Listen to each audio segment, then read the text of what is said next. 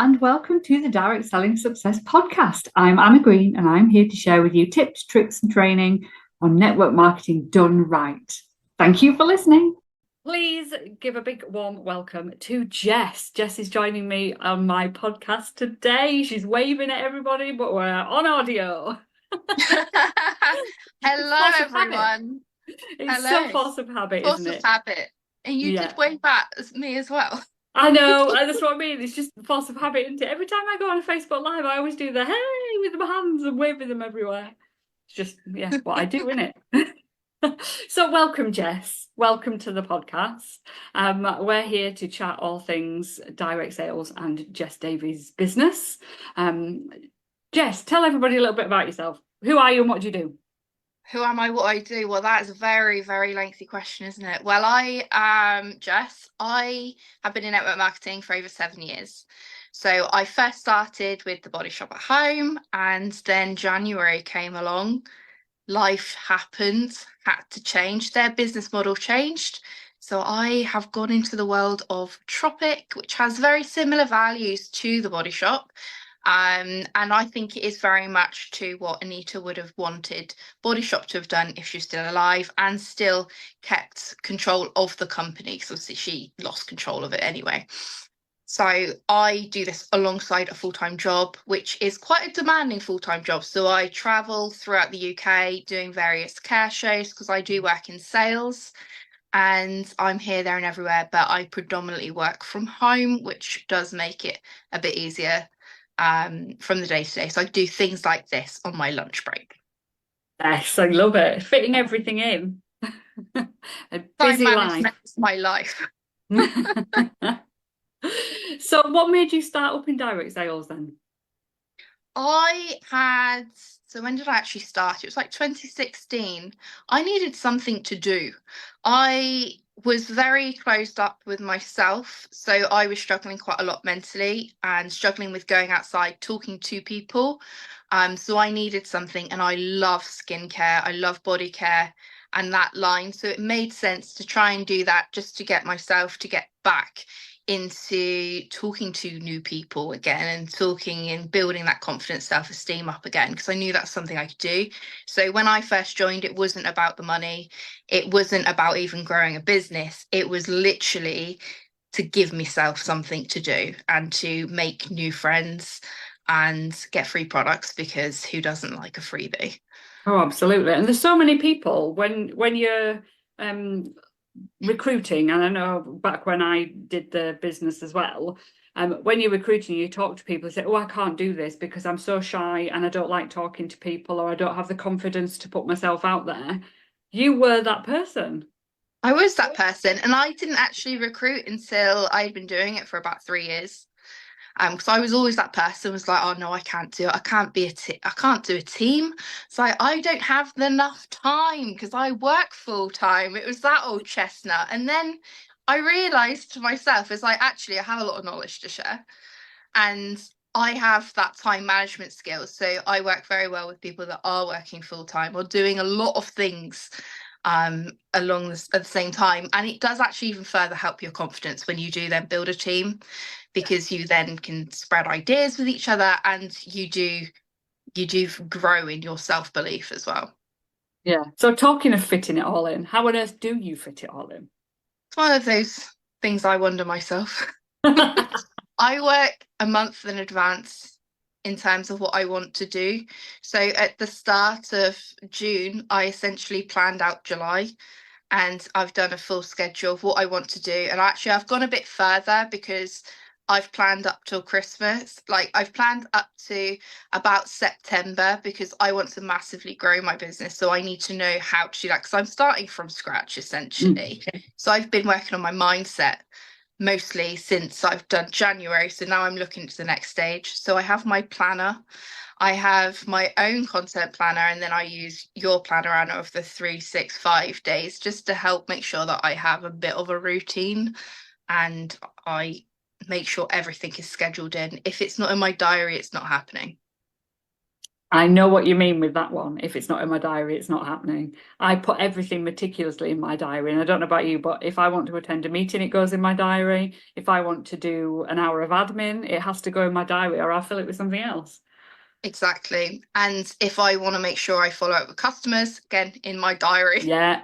Yeah, absolutely. I think, but it's a hard routine to get into if you're not naturally like that, do you find? Or are you naturally like that anyway with life in general? I'm naturally quite an organised person, but it is about getting that routine every day. So the daily method of like the DMOs that everyone talks about is the best way to keep organised, to make sure that because I'm completely online, so I consistently create content every single day.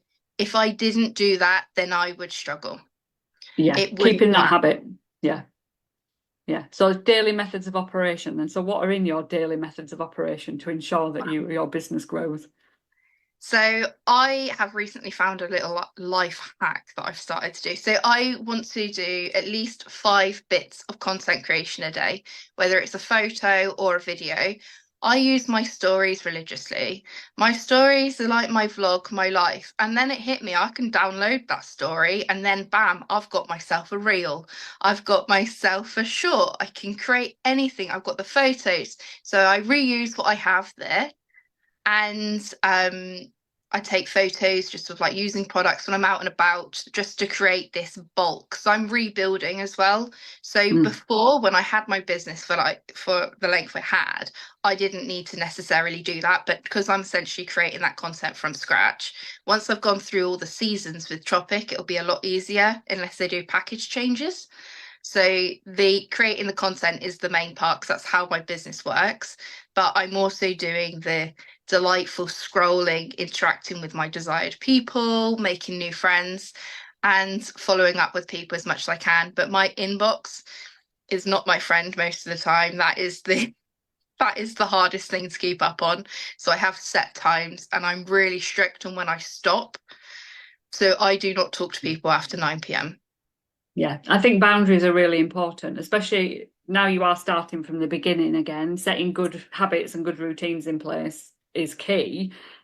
I remember back in the day, I didn't have boundaries. I didn't Yeah. think about boundaries because I just wanted to be successful and I wanted to look after my team. And if a customer messaged me at whatever time, I would reply, and I created a rod for my own back. So you having that discipline, I really do envy. I really do. It's fantastic. Well, I think you got to look from the positives as well of what of like having the business taken away. So I'm forced to start from scratch. So I can start with the best possible standards to carry on and get those habits straight away.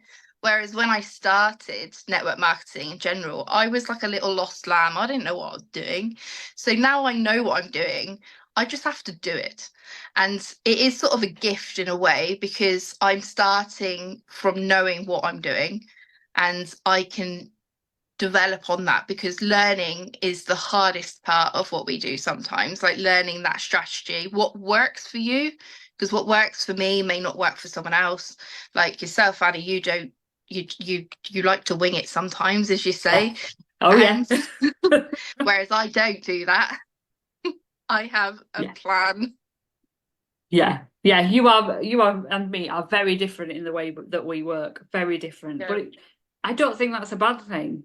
And I think it's important to embrace our strengths. So I love to do things ad hoc and on at the spur of the moment and put on something new, but I have a plan. I know exactly Yeah. where I'm going and what I'm doing and how I'm going to get there. It's just sometimes I like to be a bit creative with stuff and last minute and whatever. Whereas if I asked you to be last minute, I can do that with ideas for videos though. yeah, Sometimes I get them in the middle of the night and I have myself a little notes section on my phone where I write down those ideas that I get at the random points, and I can do it there and then still. Sometimes I'm like, I have to do this right now. Stop what I'm doing. I have to go. I have to, like, I've woken up at like 5 a.m. like I've had a great idea. And because I'm a morning person. So I wake up at 5 and in theory I should just be relaxing, getting ready for my day. But sometimes I have a video idea. I'm like, I'm gonna do it now. yeah, So why I'm not? just gonna do it now. Got time, fit it Yeah. in where I can. And it works for you. And It I love works. that. I love that. Yeah. So I know that you run your entire business through social media. Yeah. Um, how long have you been running it solely on social media? Always? Birth. Birth. But I have done parties. Yeah. I have done stalls, parties, those sort of things. The main issues I have with doing that is that because I can get quite severe migraines, I I can't always be that reliable.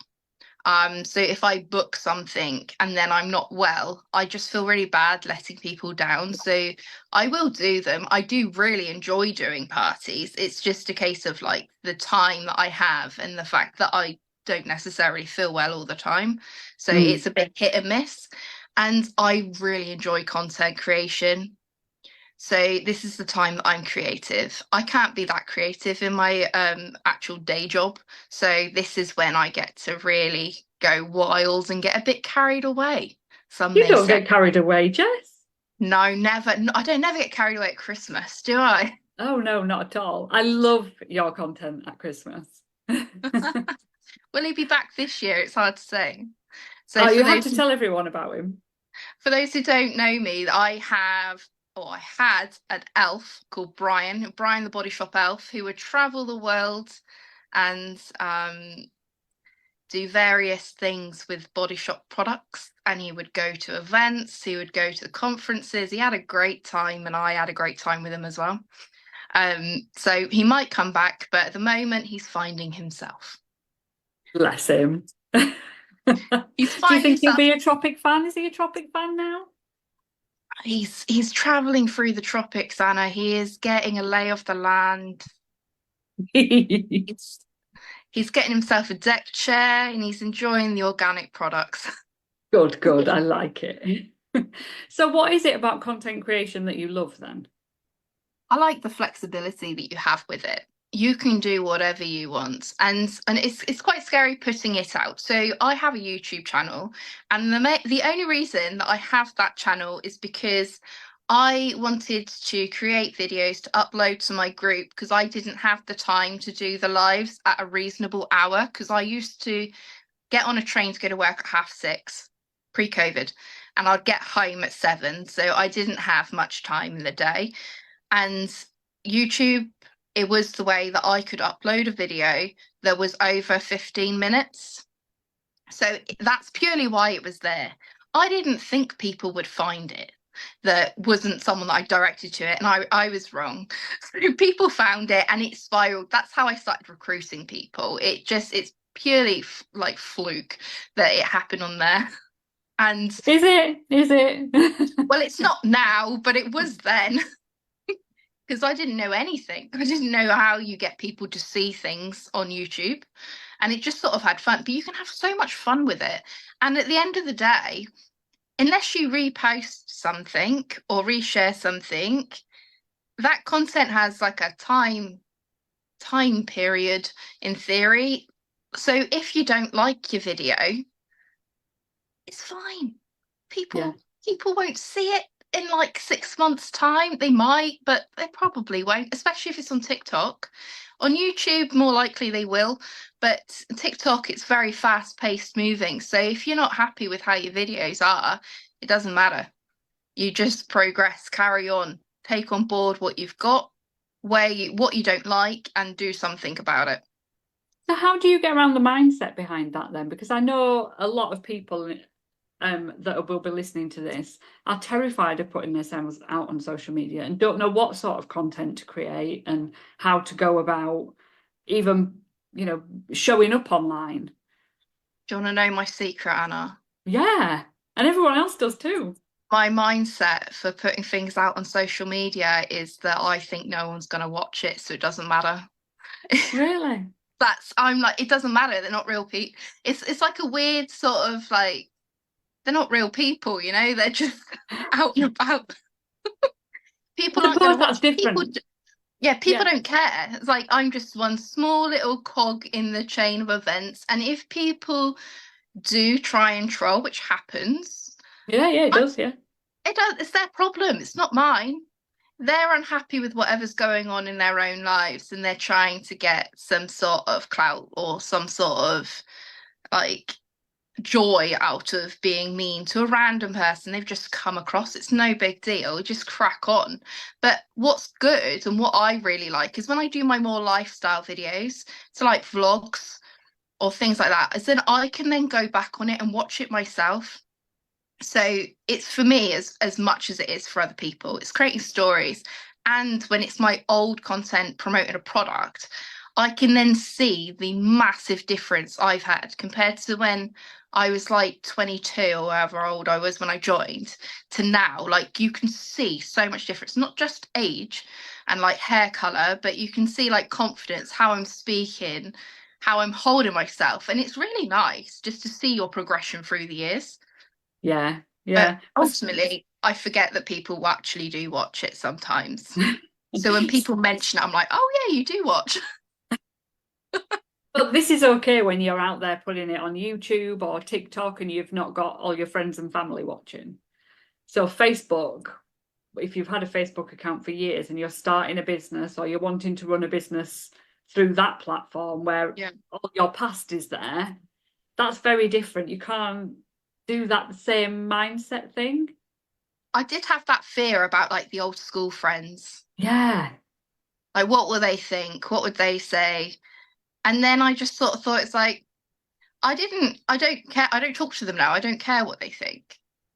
Like if they're the old like the old people from the past, not a problem. They probably won't see it anyway because it's not directed for them. Like it's not their out. Like the Facebook algorithms are very good at getting people to see it who want to see it.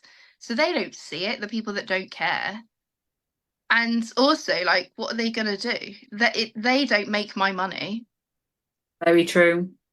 It's a good attitude to have. They aren't paying for my spa days. I've got a very expensive addiction to spas. I have to pay for that. Like it's their problem. If they have an issue with it, they're not my target audience. And that's what I've gotten from you, Anna, from the past year or so of Yeah. your teachings. So way back, you were telling us way back at the beginning, you had very little confidence and you couldn't speak to people and you Yeah. started this industry because of that. How did you go from that to not caring about who saw you online and what happened? I think I listened to I don't know, it was a podcast as well. So years ago, I watched loads of YouTube. It's like Mel Robbins, Love, um, Tony, someone. They're like various people. And someone said to me, it's like no one cares about what you're doing as much as you do, or Yeah. is thinking about you as much as you think they are thinking about you. So when I sort of had that realization, I was like, well, it's probably true. So why should I let a thought of what someone else is thinking about me stop me from doing what I enjoy doing? Yeah, very true. And it is quite right because we all live in our own little worlds, in our own little heads. We are the center of our attention. Yeah. And everybody else, in theory, should feel the same about us, but they don't because they're in their own little worlds with their own little problems in their little bubble, thinking exactly the same thing. So, yeah, and I think when we start to realize that actually people will listen if they want to, people will watch if they want to, as long as we're putting out content that's valuable to them, whether that is on or offline, then they're going to watch. And Yeah. if they want it, they'll come. If they don't, they won't. And you'll be another little speck in that whole sea of other things going on in their lives that they pay no attention to. And you'll also find that your biggest supporter is going to be a stranger. Yeah. Someone who then becomes a customer. They'll become your biggest supporter over someone that you've known for years or your family. And that's Yeah. okay. They're your target people. Yeah. Too right. Very wise. Thank you. So I know, because we've been working together quite some time now, that you are very unique, Jess, in a good way. Okay. And I know for a fact that so many people in this industry are taught to do things a certain way. They're taught to go out and party. They're taught to put the company content out there and, start a Facebook group and post the offers and go and speak to all your friends and family and tell them to join and, all these sort of things. And I know you've done it a completely different way and had huge success with it. Yeah. So how's that been? It was quite challenging, like pre-COVID, especially, I bet, to yeah. be just social media, because people are like, no, you have to party. You have to do events. It's the only way you can run a business like this. You need to do all of those things. Whereas I was like, no, I don't. I thought I was like, there's lots of influence. So how I run it, it's more like influencer type marketing. Once you make that sort of connection, it makes a lot more sense how people that are just online work. So when you do it that way, it's like, but there's loads of people there. Like, you've got the likes of some massive influencers who've built up empires just from talk. Like, look at Mrs. Hinch. She's built up like a multi-million-pound business just from talking about cleaning products.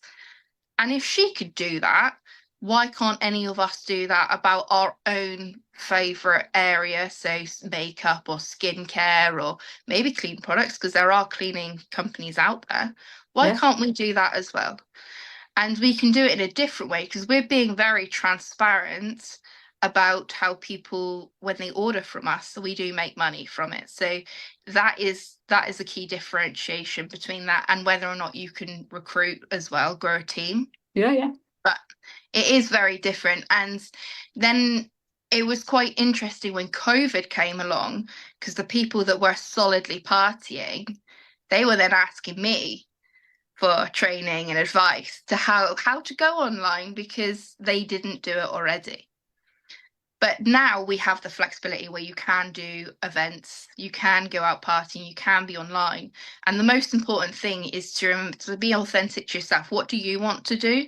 Don't do something just because you're told it is the way you have to run your business. There's the beauty of network marketing is you can run it how you want. That's why a lot of people join it. So if you want to just do events and just do like parties and things, do that. Just have it so you do have some content online, but don't put the effort into it that I do, because people know you don't want to do it.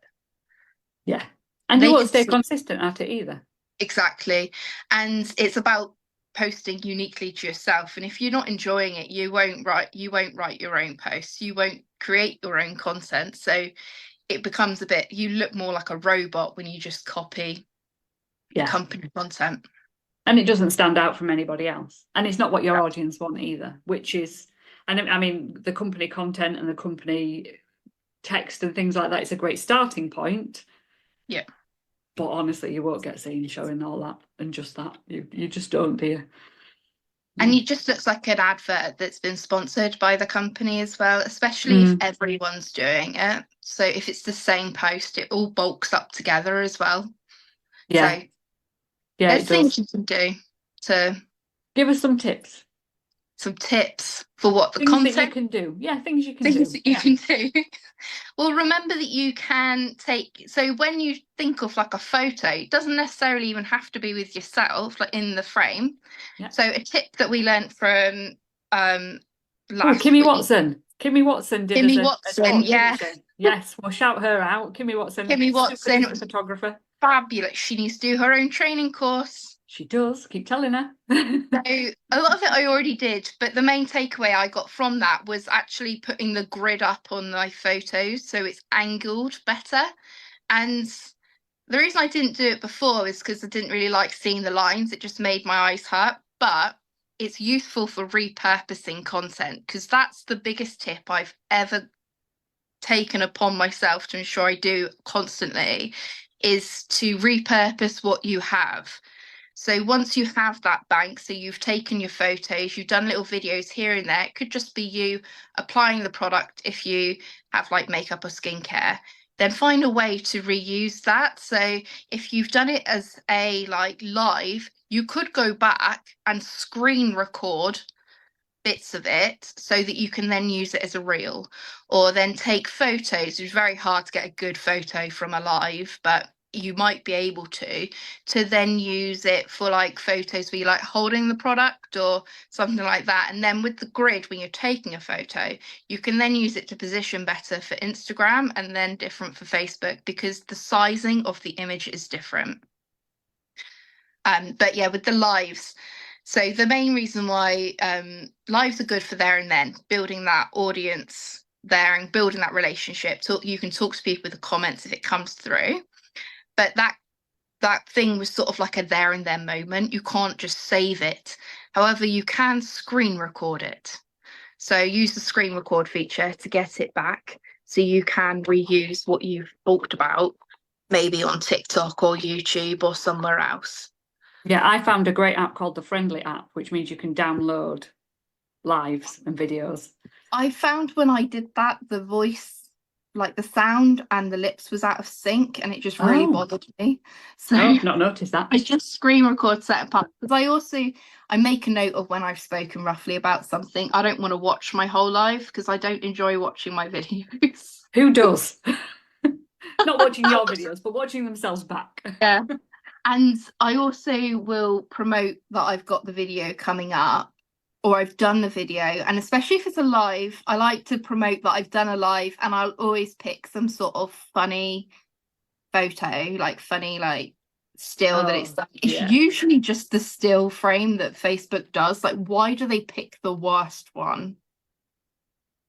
Like, they always do it, don't they?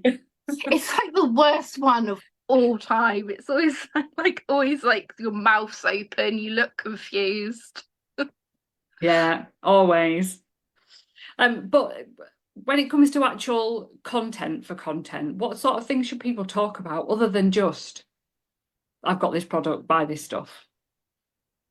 So buy this stuff is never really the right way to go about it. So I'm looking at what time of year is it. I do love myself a national day to help me keep aligned, but it's thinking about the seasons.